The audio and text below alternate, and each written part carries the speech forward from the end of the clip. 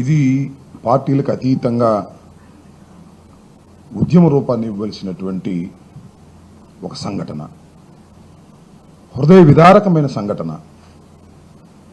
ప్రజాస్వామ్యంలో జరగకూడనటువంటి సంఘటన. నాకు తెలిసి భారతదేశంలో ఇలాంటి సంఘటన జరిగినటువంటి సందర్భం లేదని అనుకుంటున్నా. Subject to the correction. Lockup డెత్లు జరిగాయి.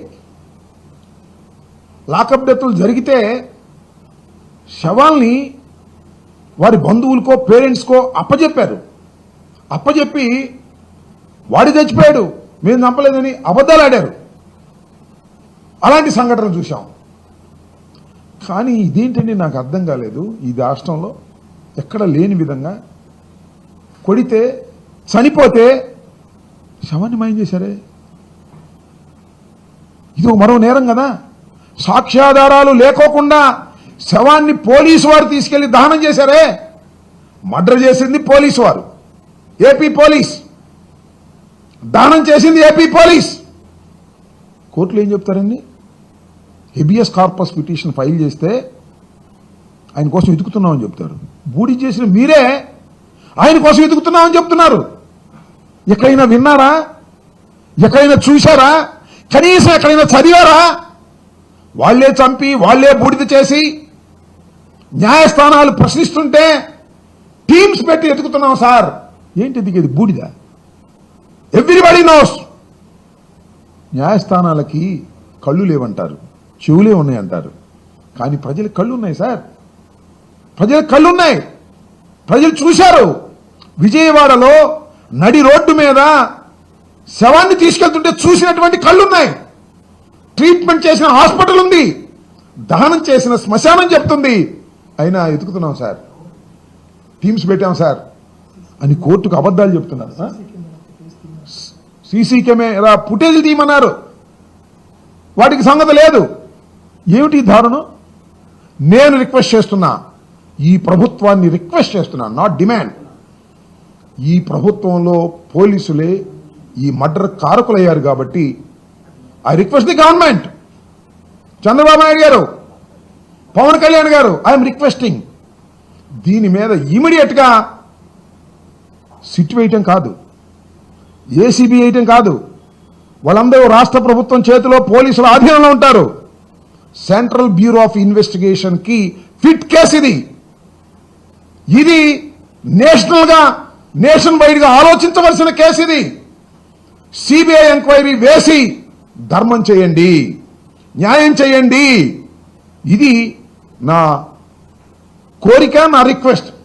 ముఖ్యంగా I request the Pawan Kalyan garu. నేను పవన్ కళ్యాణ్ గారికి నేను ప్రత్యర్థి రాజకీయ పార్టీలో ఉన్నా, కానీ నవరంగ్ లేదు, వీళ్ళ బ్రదర్ నాగేశ్వరరావు, వీళ్ళందరూ కూడా కరుడుగట్టిన పవన్ కళ్యాణ్ గారి జనసేన నాయకులు, కార్యకర్తలు. మర్చిపో కాసేపు, జనసేన నాయకులు అనేది మర్చిపో కాసేపు అనుకున్నాం.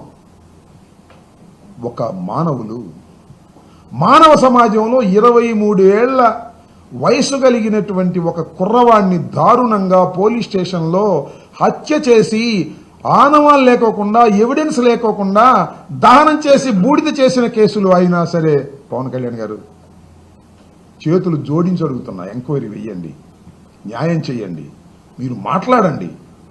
మీ వాళ్ళు కాదనుకో, ఒక మానవుడు, 23 ఏళ్ల యువకుడు, భావి భారత పౌరుడు.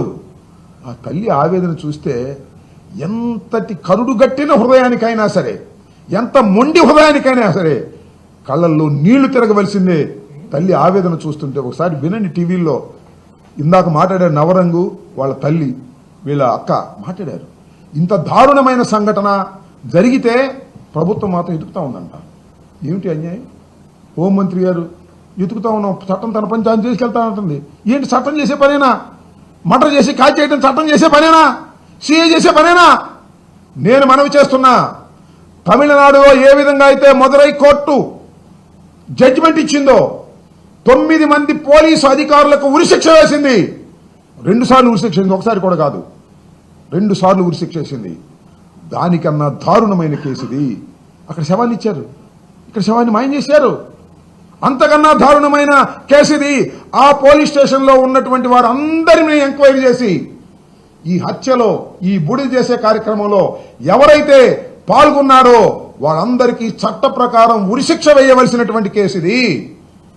వెయ్యాలంటే సిట్ వేసో లేకపోతే మరొక సిఐడి వేసో కాదు, అత్యున్నతమైనటువంటి సిబిఐ వెయ్యండి. లేదంటే ఒక సిట్టింగ్ జడ్జి చేత ఆయన పర్యవేక్షణలో విచారణ జరపండి. ఇది భారతదేశంలోనే ఒక సెన్సేషన్ అయిన కేసు. ఇంత దారుణమైనటువంటి కేసు భారతదేశంలో ఎప్పుడు జరగలేదు. ఎన్కౌంటర్లు చూసామండి, వాడు పారిపోతుంటే కాల్ చేస్తామంటారు, అది వేరు. ఇదేంటండి? శవాన్ని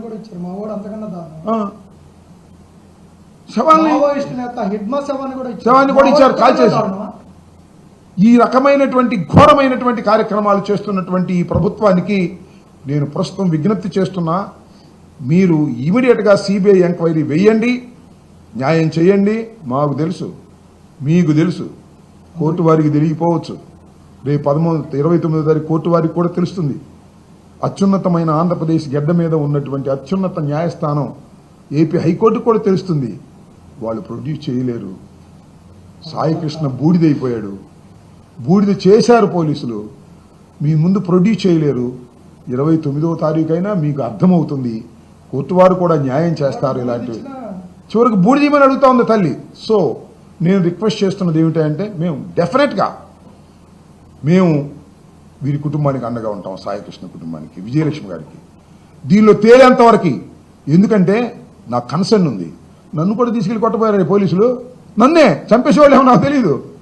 31వ తారీఖుని ఇక్కడ పోలీసులు తీసుకెళ్లి రాత్రిపూట కూర్చోబెట్టి కాళ్ళు పగలు తీసిన సంఘటన నేను చెప్పాను. నేను ఇంతవరకు ఎవరు మాట్లాడరు, దాని గురించి మాట్లాడరు, దీని గురించి మాట్లాడరు. ఇంతవరకు పోలీసులు ఏమన్నా మాట్లాడారా? ఆయన చనిపోలేదని చెప్పగలరా? ఒక్కళ్ళు చెప్పలా ఆయన చనిపోలేదు, ఎదుగుతున్నామని కోర్టులో చెప్పడం తప్ప ఇది అన్యాయం, అంబటరాంబాబు ఆరోపించిన అన్యాయం, విజయలక్ష్మి గారు ఆరోపించిన అన్యాయం అని ఒక్కళ్ళు చెప్పారా? చెప్పలా. So finally I'm requesting the honourable government, Chandrababu Naidu గారు, పవన్ కళ్యాణ్ గారు, దీని మీద సిబిఐ ఎంక్వైరీ వేయండి, తొక్కేయకండి. డబ్బులు ఇస్తారంట, వీళ్ళకి డబ్బులు ఇస్తారంటండి, ₹1 ఇస్తారంట, 50 లక్షలు ఇస్తారంట. ఏంది ఇది? మనిషిని చంపేసి ₹1 50 లక్షలు ఇచ్చేస్తారా? ఇదేనా సమాజం అని అడుగుతా ఉన్నా. చాలా దారుణం. చంపటం, కాల్చటం, బూడిద కూడా ఇవ్వకోకుండా డబ్బు కట్టలు పెట్టి బేరం చేసి ఆ కుటుంబాన్ని వెంటాడటం నాట్ ఎట్ ఆల్ కరెక్ట్.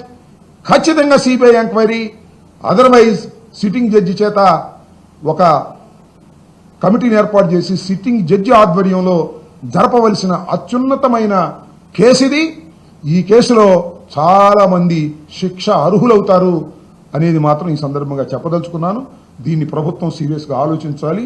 మేము మాత్రం వీరి కుటుంబానికి మాత్రం అండదండగా ఉంటాం. పార్టీలకు అతీతంగా అన్ని పార్టీల్లోనూ మానవత్వం ఉన్న వాళ్ళందరూ కూడా ఆ కుటుంబానికి అండగా ఉండాలని, ఆ తల్లికి న్యాయం జరగాలని మనస్ఫూర్తిగా కోరుకుంటున్నాం.